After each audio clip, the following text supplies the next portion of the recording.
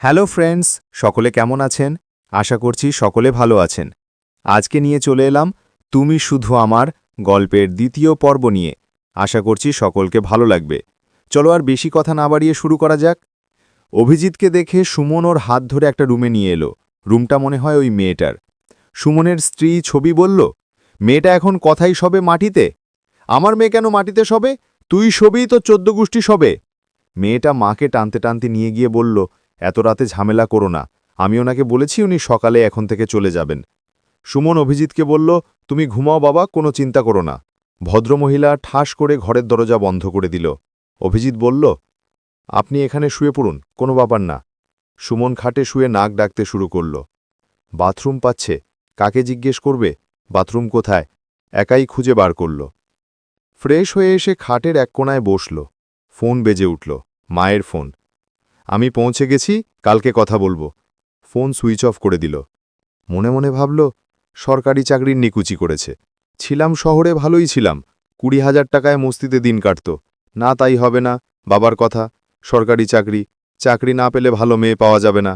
ভালো মেয়ে মাইফুট, এই জীবনে বিয়েই করব না। ব্যাগগুলো চেক করে দেখল সব ঠিক আছে কিনা। দেখল ঠিক আছে। আকাশে অনেক মেঘ ডাকছে, বৃষ্টি হবে। মনে মনে ভাবল, তবুও তো ছাদের নিচে আছি। এই মাতাল তার সঙ্গে দেখা না হলে আজ রাস্তায় ভিজতে হতো। কতক্ষণ আর বসে থাকা যায়? সারাদিনের জার্নিতে শরীর ক্লান্ত হয়ে আছে। লোকটাকে ঠেলে দিয়ে এক কোণায় একটু জায়গা করে শুয়ে পড়ল। সকালে সুমন ওর কলার ধরে টেনে তুলল, চিৎকার করে বলল, কে তুই? আমার মেয়ের সঙ্গে তোর কবে থেকে সম্পর্ক চলছে? অভিজিতের ঘুমের নেশা তখনও চোখ থেকে সরেনি। সুমন ওকে ধাক্কা দিয়ে ঘর থেকে বাইরে বের করে দিল। ছবি রান্নাঘর থেকে ছুটে এসে বলল, পিণ্ডি গিলে কিছু মনে থাকে না, রাতে তুমি নিয়ে এসেছিলে এই ছেলেটাকে, এখন আমার মেয়ের চরিত্রের ওপর দোষারোপ করছ। সুমন সব কিছু মনে করার চেষ্টা করছে, কিন্তু কোনো কিছুই মনে পড়ছে না। অভিজিৎ ভাবল এখানে আর থাকা যাবে না। তোয়ালে হাতে নিয়ে ভাবল, যাবার আগে যদি একটু ফ্রেশ হতে পারতাম। দরজার সামনে এসে দেখল মেয়েটা ডোলে ডোলে মিতাকে স্নান করাচ্ছে। মিতা তিরছি নজরে অভিজিৎকে দেখছে। মেয়েটা ঘুরে রাগে কটমট করে অভিজিতের দিকে তাকালো। অভিজিৎ তাকিয়ে থাকল। ভগবান রাতে না ঘুমিয়ে অবসরে বসে মেয়েটাকে বানিয়েছে। শুধু রাত ছিল, তাই মেয়েটার রংটা কালো হয়েছে। আর একবার দেখবে ভাবছিলেন, কিন্তু তার আগে ছবি বলল, বাথরুম খালি আছে। অভিজিৎ উঠোনে পা রাখল। মিতা কাল রাত থেকে সুযোগের অপেক্ষায় ছিল। মধু যেই গা মুছিয়ে অন্য গাছের সঙ্গে বেঁধে রাখতে গেল, মিতা মাথা নাচিয়ে ছুটে এলো অভিজিতের দিকে। ভয় পেয়ে দৌড়াতে গিয়ে গোবরে স্লিপ কেটে পড়ল। মধু ছুটে এসে মিতাকে গাছের সাথে বেঁধে দিয়ে জোরে জোরে হাসতে শুরু করল। অভিজিৎ উঠার চেষ্টা করছে, কিন্তু উঠতে পারছে না, বসে থাকল। সুমন আর ছবি দৌড়ে এসে জোর করে টেনে উঠালো। পা কিছুতেই নিচে রাখতে পারছে না। বিপদের অপর বিপদ, যদি ভেঙে যায় ওর দুঃখের আর শেষ সীমানা থাকবে না। এই বিদেশে দেখার কেউ নেই। যত রাগ এই সরকারি চাকরিটার উপর ধরছে। ওরা দুজন ধরে ওকে খাটের ওপর বসিয়ে দিল। দুঃখে অভিজিতের চোখের জল গড়িয়ে পড়ল। নারী মমতাময়ী। অভিজিতের চোখের জল দেখে ছবির অনেক খারাপ লাগল। আজকে দিন এখানে থাকো, কালকে পা ঠিক হলে চলে যেও। অভিজিৎ হাত জোর করে ধন্যবাদ জানালো। অনেক কষ্টে পাটা ধরে উঠিয়ে খাটের উপর শুয়ে পড়ল। ব্যাগে বালিশ আছে, কিন্তু নেবে কেমন করে? খাটের উপর যে বালিশটা ছিল সেটাতে মাথা দিয়ে শুয়ে পড়ল। শুয়ে শুয়ে বালিগঞ্জের কথা মনে পড়ল। মনে পড়ল শিউলির কথা। বুক ফেটে কান্না আসল। মানুষ ঠিকই বলে, নারী, গাড়ি আর বাড়ি, এই তিনটেই সর্বনাশের কারণ। কলেজের দিনগুলোর কথা মনে পড়ল। প্রথম প্রথম যখন ও কলেজে ভর্তি হয়, ছেলেমেয়েরা ওকে হাঁদারাম ডাকত। অভিজিৎ সবার থেকে আলাদা, এর একটু সাধাসিধা আর অসভ্য কথার মধ্যেও থাকত না। কলেজের ছেলেরা যখন মেয়েদের নিয়ে নোংরা কথা বলতো, অভিজিৎ ছুটে পালাত। ছেলেরাও এত শয়তান ছিল, ওকে দেখলেই বাজে কথা শুরু করত। শিউলি সামনে অনেক ভারী, তাই দেখে পবন শানকে বলল, মালটাকে মনে হয় কয়েকজন মিলে চটকায়।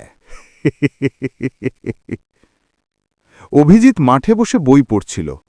ওকে দেখে সব কটা শয়তান ওর পাশে এসে বসল। ওদের কথা শুনে অভিজিৎ কানে আঙুল দিয়ে রেখেছে। শান ওর কানের থেকে হাত সরিয়ে বলল, এত ন্যাকামো কেন করিস? এখন বিয়ে দিলে 5 বছরে 5টা বাচ্চার বাবা হয়ে যাবি। সমীর ওর নিচের টিপে ধরে বলল, তোর কাছে তো আবার ন্যায় বলে। তারা সকলে মিলে হেসে উঠল। অভিজিৎ ব্যথায় করে উঠল। 7 দিন ওর ব্যথা ছিল। কলেজে যেতে চাইতো না। মা বাবাকেও বলা যায় না এসব কথা। একদিন কলেজে ছুটি করলে পরের দিন বাবার লাঠি নিয়ে পিছনে ছুটত। বাধ্য হয়ে কলেজে যেতে হতো। আস্তে আস্তে ওদের সঙ্গে বন্ধুত্ব হয়ে যায়। বাজে কথাগুলো শুনে শুনে এখন অভ্যেস হয়ে গেছে। একজন দুজন মেয়ের সঙ্গে কথা হতো। ধীরে ধীরে শিউলির সঙ্গে কথা শুরু হলো। শিউলি ওর সঙ্গে ভালোবাসার অভিনয় করল। অভিজিৎ ওকে সত্যি সত্যি ভালোবাসতে শুরু করল। শিউলি ইচ্ছে করে ওর শরীর দুটো ওর গায়ে ছোঁয়া লাগত। কি যে ভালো লাগত সে বলে বোঝানো যাবে না, কিন্তু কখনো ধরা বা ছোঁয়ার সাহস করে উঠতে পারেনি। শিউলিকে নিয়ে কত স্বপ্ন দেখেছিল, সুখের ঘর বাঁধবে। শিউলি ওর কাছে যখন যা চাইত ওর সঙ্গে সঙ্গে ওর সামনে নিয়ে হাজির হতো।